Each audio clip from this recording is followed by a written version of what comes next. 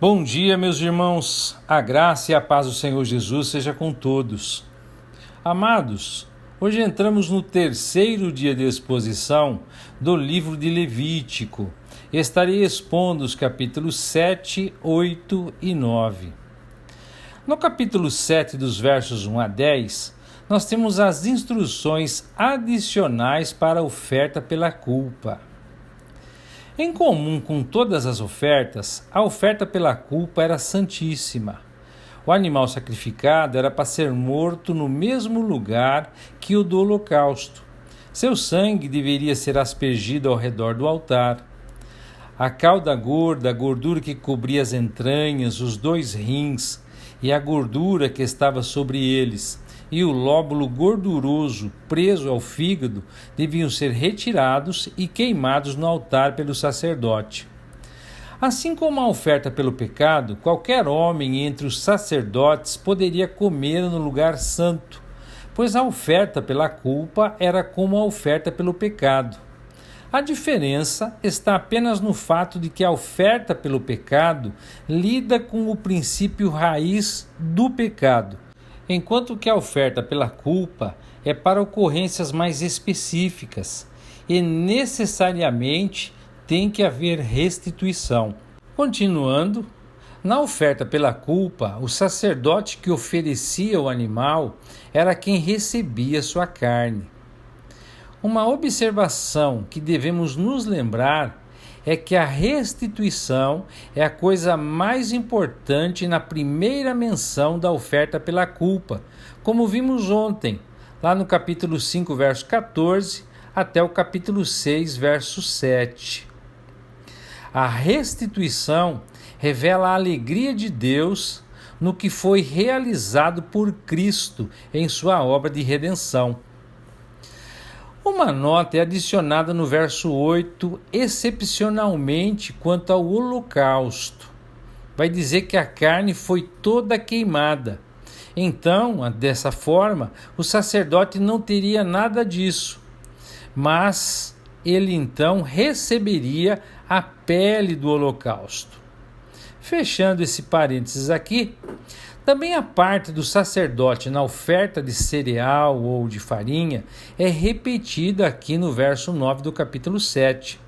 Depois que o punhado foi removido e queimado no altar, o sacerdote da oferta recebeu o resto, de modo que em todas essas ofertas, o sacerdote, que era tipicamente Cristo, tinha alguma parte. O holocausto, na oferta de cereais, na oferta pelo pecado e a oferta pela culpa. A oferta pacífica não é mencionada aqui porque era preeminentemente uma oferta compartilhada, mas era necessário insistir que em todas as ofertas o sacerdote recebia alguma parte. Embora no holocausto não recebesse nada para comer, ele recebia a pele, o couro do animal sacrificado. Aqui precisamos observar uma exceção, onde o sacerdote não recebia nada. Essa exceção seria a oferta pelo pecado, cujo sangue era trazido para dentro do santuário, e ela era totalmente queimada fora do acampamento, incluindo a pele. Um contraste, entretanto, deve ser notado com respeito à oferta de cereais. Enquanto a oferta pelo pecado e a oferta pela culpa deviam ser comidas pelo sacerdote ofertante, a oferta de cereais era para ser compartilhada por todos os sacerdotes proporcionalmente, em partes iguais, como diz o verso 10. Dos versos 11 até o 21 do capítulo 7, nós temos as instruções adicionais para a oferta de paz. Vimos no capítulo 3 aqui de Levítico que a oferta pacífica pode ser um macho ou uma fêmea. Pode ser do rebanho ou uma ovelha ou até mesmo uma cabra. Agora encontramos outras instruções sobre isso, lidando primeiro com as razões para oferecer uma oferta pacífica. Pode ser oferecido como ação de graças, isto é, algum motivo especial para agradecimento a Deus. Neste caso, junto com o animal oferecido, nós teríamos uma oferta de farinha de bolos asmos, misturados com azeite, bolachas asmas ungidas com óleo e bolos de farinha misturados com azeite. Também deveriam ser trazidos pães com fermento. E deveria ser oferecido ao Senhor um item de cada um desses citados, como oferta alçada, e o que sobrasse pertenceria ao sacerdote que ministrou a oferta. A oferta pacífica representa os resultados abençoados da obra daquele que fez a paz no sangue de sua cruz, em quem todos os que creem são justificados e têm paz com Deus. E a primeira coisa mencionada é a mais abençoada e íntima comunhão e alegria com ação de graças. Os bolos perfumados, sem fermento, misturados com azeite, tipificam Cristo. Nesta festa abençoada, Cristo, como em todos os lugares, tem um lugar de destaque. O gozo da paz e sua comunhão resultantes são impossíveis sem Cristo. Devemos sempre deixar o Espírito Santo nos lembrar o que Ele é e o que Ele fez por nós.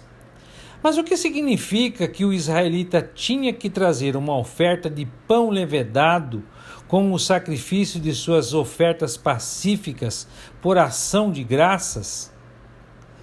O fermento era proibido na Páscoa, na oferta de cereais, porque é o tipo de mal, de pecado. Só que aqui, e nos 2 pães da festa das semanas, não só era permitido, mas era ordenado trazer pães com fermento. Em Cristo não havia fermento, mas em seus santos, embora feitos próximos pelo sangue dele, ainda há fermento, a corrupção da velha natureza. Quão harmonioso, amados, é o ensino da palavra. A oferta de ação de graças devia ser comida apenas no mesmo dia em que fosse oferecida. Pois quando tivermos ocasião de dar graças a Deus por algum motivo especial, isso será concluído no mesmo dia. Não existe dias de ação de graças, e sim o dia de ação de graças. Assim como uma oferta de ação de graças, a oferta pacífica pode ser um voto ou uma oferta voluntária. Em ambos os casos, a oferta poderia ser comida no dia em que fosse oferecida e no dia seguinte. A oferta voluntária, entretanto, não era por causa de um único assunto para agradecimento, mas uma apreciação espontânea do próprio Senhor. Isso também envolvia mais do que uma ocasião de ação de graças. Por isso, podia ser comida também no segundo dia. Mas se algo permanecesse até o 3º dia, deveria ser queimada, como diz o verso 17.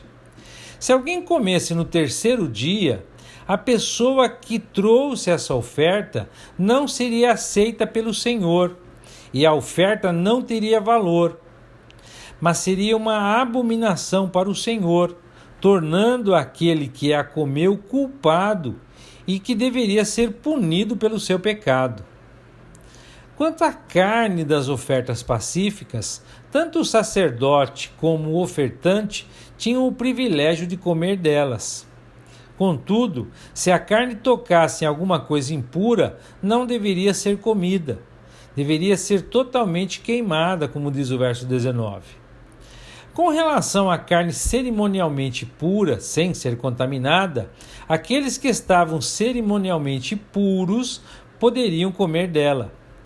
Mas se alguém comesse desta oferta enquanto estivesse impuro, ou seja, estivesse comendo enganadamente, seria cortado do seu povo. Lembra-se do que Paulo disse a respeito da ceia do Senhor? Que se alguém comesse indevidamente, seria culpado do sangue do Senhor? aqui acontece a mesma coisa. A morte pode parecer uma sentença dura, mas o Senhor pretende nos impor a seriedade de fingir ter comunhão com Ele, enquanto nos entregamos a práticas pecaminosas. Além disso, a pessoa que participou das ofertas e comeu delas, estando totalmente puro, e depois de havê-las comido, tocar em qualquer coisa impura, seja impureza humana ou um animal impuro, ou qualquer coisa de natureza impura, abominável, também seria condenada à morte, ou, como diz o texto, eliminada do meio do povo.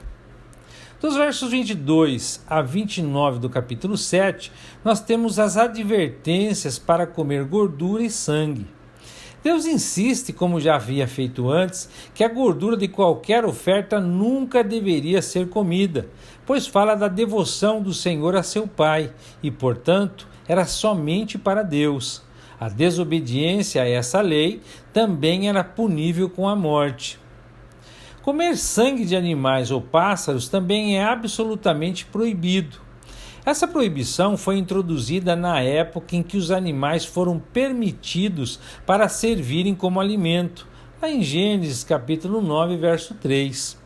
O sangue, então, nunca deveria ser comido, e isso é tão verdadeiro hoje como era então, conforme lemos lá em Atos capítulo 15, verso 28.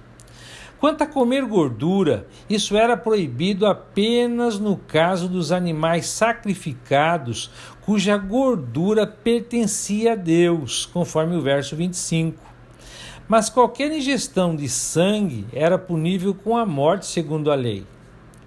Tal sentença não deve ser cumprida sob a graça, embora comer sangue seja tão seriamente errado hoje como em qualquer época, pois o sangue é a vida, e neste assunto devemos reconhecer os direitos de Deus como doador da vida. Dos versos 28 a 36 do capítulo 7, nós vemos a parte especial de Arão e seus filhos. Quando a oferta de paz fosse trazida ao Senhor, o peito deveria ser agitado como uma oferta movida ao Senhor e dado a Arão e seus filhos. O sacrifício, é claro, fala de Cristo sacrificado no Calvário. Como Arão e seus filhos, sacerdotes de Deus, podemos banquetear-nos com o peito, o tipo de seu amor, e assim desfrutarmos de suas afeições. A coxa direita da oferta alçada também deveria ser dada a Arão e seus filhos. A oferta alçada era simplesmente para ser levantada, significando a ressurreição do Senhor Jesus, enquanto a oferta movida, sendo agitada, simbolizava sua ascensão e exaltação celestial. A coxa direita fala de força, tipicamente o poder da ressurreição de Cristo. E o poder pertence somente a Ele, que nos ama e nos lavou de nossos pecados em seu próprio sangue e nos fez sacerdotes e reis. Desde o momento em que Arão e seus filhos foram ungidos como sacerdotes, eles tinham o direito de receber aquelas partes da oferta pacífica. Que esta primeira parte do livro de Levítico se torne uma fonte de muita alegria e bênção para cada um de vocês. Esses 7 capítulos são a base para compreendermos o restante do livro. No capítulo 8, dos versos 1 a 36, nós temos a segunda parte de Levítico, que é histórica e relata como Arão e seus filhos foram consagrados como sacerdotes e como exerceram seu sacerdócio. O julgamento que caiu sobre os 2 filhos de Arão encerra essa sessão interessantemente. A voz de Yahvé falou novamente, ordenando que Arão e seus filhos fossem trazidos e consagrados. A cerimônia aconteceu na porta do tabernáculo da congregação. Toda a congregação de Israel se reuniu para testemunhar o evento.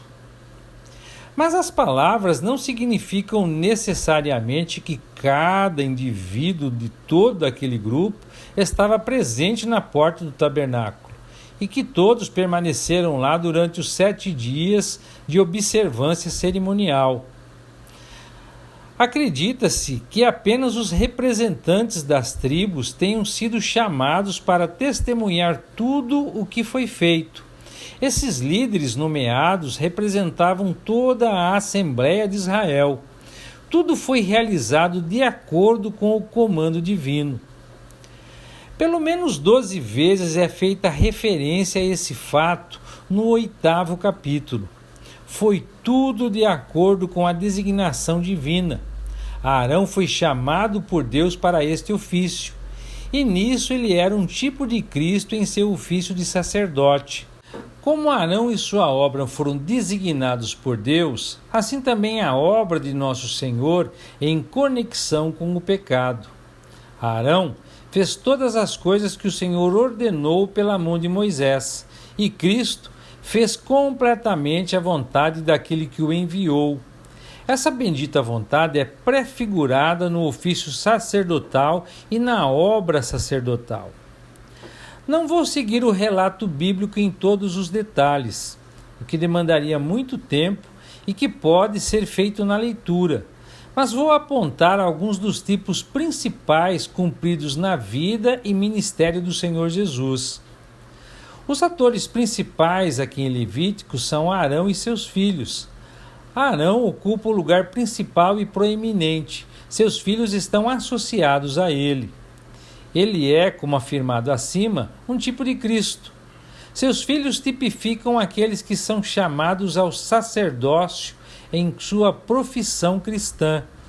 O sacerdócio dos filhos de Arão dependia de seu relacionamento com ele. Sem Arão, eles não poderiam ser sacerdotes. Nossa relação com Cristo nos constitui sacerdotes. O sacerdócio de Cristo repousa sobre sua filiação, e crendo nele nos tornamos filhos de Deus e também sacerdotes com ele. Os filhos de Arão tipificam a profissão cristã. 2 de seus filhos foram levados a um julgamento. Eles prenunciam o verdadeiro e o falso na cristandade. Mas ainda há outro detalhe. O sacerdócio nacional de Israel também é prenunciado. Lá em Êxodo 19:6, Deus diz: "Para mim, um reino de sacerdotes." É o chamado de Deus para a nação. Eles ainda possuirão esse sacerdócio. Lá em Isaías, capítulo 61, verso 6, ele vai dizer: "Mas vós sereis chamados sacerdotes do Senhor. Os homens vos chamarão ministros do nosso Deus." Isso será realizado com a segunda vinda de Cristo. Uma parte da nação será então varrida em julgamento, enquanto o restante crente exercerá as funções do sacerdócio no reino. Estas duas classes são tipificadas pelos filhos de Arão. A primeira coisa mencionada é a lavagem com água. Essa lavagem de água é o tipo do novo nascimento. Isso é belamente ilustrado pela ação simbólica de nosso Senhor Jesus no lava-pés dos discípulos. A lavagem dos pés corresponde à lavagem que os sacerdotes tinham que fazer quando entravam no tabernáculo e tipifica a limpeza diária pela palavra, de que o crente precisa para continuar em comunhão com Deus. Quando Pedro exigiu que suas mãos e sua cabeça fossem lavadas, o Senhor lhe disse: "Quem é lavado não precisa senão lavar os pés, pois está totalmente limpo." Aliás, em outras escrituras, o mesmo símbolo da lavagem é usado, nascido da água e do Espírito. A lavagem da regeneração, nossos corpos lavados com água pura. Mas isso nunca poderia se aplicar ao Senhor Jesus Cristo. Ele não precisava de nenhuma lavagem, nenhuma regeneração, pois ele é santo e imaculado. Arão foi então vestido com as vestes sagradas, investido com suas vestes oficiais. Os detalhes são descritos lá no capítulo 28 de Êxodo e dão o significado típico das vestimentas. Esta descrição das vestimentas é o que é tipificado por ela e devem ser estudados. A investidura dos filhos de Arão ocorreu após a unção do tabernáculo e Arão como sumo sacerdote. Cristo e sua obra são colocados em primeiro plano. Ele é ungido com óleo da alegria acima de seus companheiros. Mas ligados a ele estão seus companheiros, sua semente, os muitos filhos que ele traz à glória. Suas vestes, incluindo as calças, eram de linho branco puro, o tipo de santidade e justiça para a qual a graça de Deus nos trouxe em Cristo. O tabernáculo, o altar, a pia e finalmente Arão foram ungidos com óleo sagrado. O óleo foi aspergido sobre o altar 7 vezes. Nenhum sangue foi derramado para expiação. Tudo isso tem seu significado abençoado. Enquanto por esta cerimônia o tabernáculo com tudo o que estava nele foi santificado e consagrado, também tipifica a consagração de tudo por meio de Jesus Cristo. A unção de Arão é o tipo da unção de nosso Senhor. Como diz lá em Atos capítulo 10, verso 38, Deus ungiu Jesus Cristo com o Espírito Santo e com poder. Após a investidura dos filhos de Arão, vinha o sacrifício do novilho como oferta pelo pecado. Isso foi seguido pelo carneiro da oferta queimada. Em seguida, o sacrifício de um segundo carneiro, o carneiro da consagração. Arão e seus filhos impuseram as mãos sobre a cabeça do novilho e também sobre as cabeças dos carneiros antes de serem mortos. A oferta pelo pecado tinha que vir primeiro pelo pecado de Arão e de seus filhos. Arão era um homem pecador, Jesus Cristo não, mas sua graciosa identificação conosco está aqui prenunciada. O holocausto, falando da perfeição de Cristo, era o único cheiro suave para o Senhor. Para Arão e seus filhos, tinha o significado de sua consagração plena ao serviço de Deus. O segundo carneiro era para a consagração. O sangue desse segundo carneiro foi posto na ponta da orelha direita de Arão, no polegar da mão direita e no polegar do pé direito. O mesmo foi feito com seus filhos. Todos os seus corpos foram assim separados para o serviço de Deus em virtude do sangue que foi derramado. É o tipo mais abençoado de santificação por aquele sangue melhor, o sangue de Cristo. Ouvido é para ouvir. Somos separados para ouvir a palavra de Deus e a ela obedecer. A mão é separada para servir e fazer sua vontade, e os pés para andar em seus caminhos. Essa santificação não era possível até que o sangue fosse derramado. Tudo isso prenuncia nossa santificação pelo sangue e os resultados dessa santificação. O óleo da unção também foi aspergido com o sangue da oferta pacífica sobre Arão e seus filhos e também suas vestes. A festa sacrificial que se seguiu é interessante e cheia de significado. Eles se alimentaram de carneiro e pão sem fermento. Esta festa sacrificial marcou muito apropriadamente a conclusão dos ritos de consagração. Nisto ficou significado, primeiro, que por esse serviço solene, eles eram agora levados a uma relação de comunhão peculiarmente íntima com Yahvé, como ministro de sua casa, para oferecer suas ofertas e serem alimentados à sua mesa. Foi ainda significando que a força para os deveres deste ofício deveria ser fornecida a eles por aquele a quem deviam servir, de modo que deviam ser alimentados em seu altar. Esses serviços de consagração deveriam ser repetidos por 7 dias consecutivos, durante os quais eles não deveriam deixar a tenda do encontro.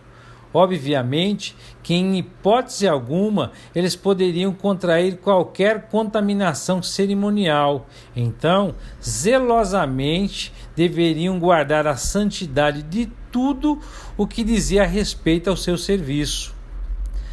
Quão necessário para nós, que somos constituídos um santo sacerdócio para oferecer sacrifícios espirituais, alimentarmos-nos à mesa do Senhor. Quando comemos e bebemos em memória dele, nos alimentamos dele e então exercemos nosso sacerdócio de louvor e adoração. Os 7 dias significam tipicamente nossa vida aqui, durante a qual nossa consagração deve ser contínua. No capítulo 9, dos versos 1 a 24, o serviço segue a consagração dos sacerdotes. Até então, Moisés agia por ordem divina. O serviço solicitado é de grande importância. Durante 7 dias, os dias de sua consagração, o novilho foi oferecido por dia para Arão e seus filhos. E ainda no início do 8º dia, um bezerro foi oferecido para oferta pelo pecado e um carneiro para o holocausto. Isso nos lembra Hebreus 10:4, que diz: porque não é possível que o sangue de touros e de bodes tire pecados. Mas há um significado mais profundo aqui. Em conexão com essas novas ofertas no 8º dia, a promessa é dada: hoje o Senhor aparecerá a vocês, e a glória do Senhor aparecerá a vocês. Devemos buscar um prenúncio profético, e aqui o temos. Vemos que Arão e seus filhos tipificam um sacerdócio celestial de Cristo e aqueles que são sacerdotes com ele. Mas Arão e seus filhos também tipificam a nação de Israel. Enquanto os 7 dias da festa de consagração prenunciam a era presente, em que os crentes em Cristo festejam e exercem as funções de seu sacerdócio espiritual.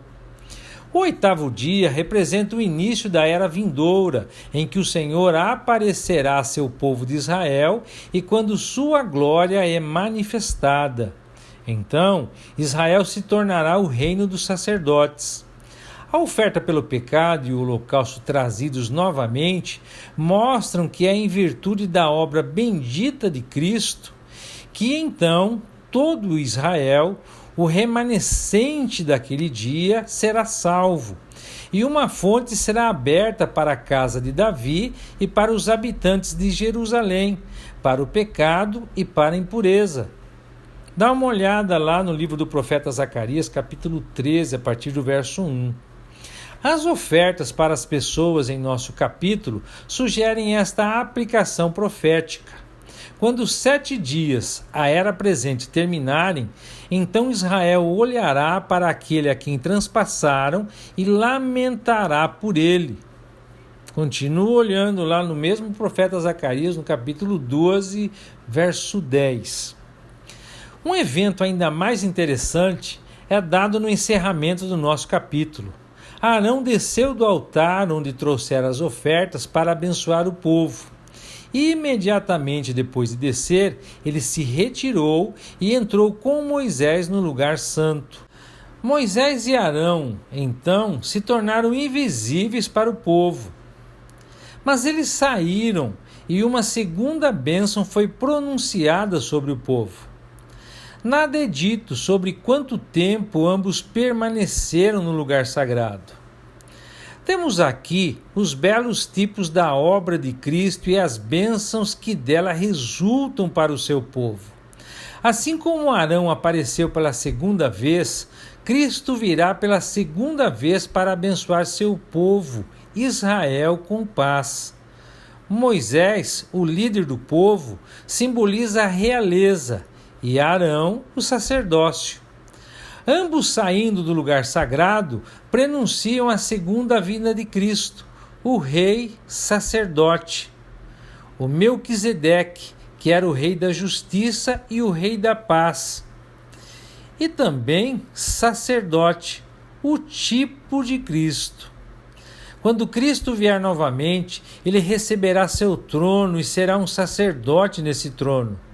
Tudo isso significará glória para ele, glória para a igreja, glória e bênção para Israel e glória para toda a terra. Então a glória do Senhor aparecerá, como apareceu quando Moisés e Arão abençoaram o povo. O fogo saiu de diante do Senhor e apareceu o fogo flamejante caindo sobre o altar, consumindo as ofertas e a gordura. O Senhor, assim, mostrou sua aprovação de tudo o que havia sido feito. A tradição judaica afirma que o fogo que nunca parava de queimar foi iniciada nesta ação divina, neste fogo que Deus mandou. E assim, amados, concluímos a exposição de hoje. Pode parecer que há muita repetição em relação a todas essas ofertas, mas isso não é sem motivo.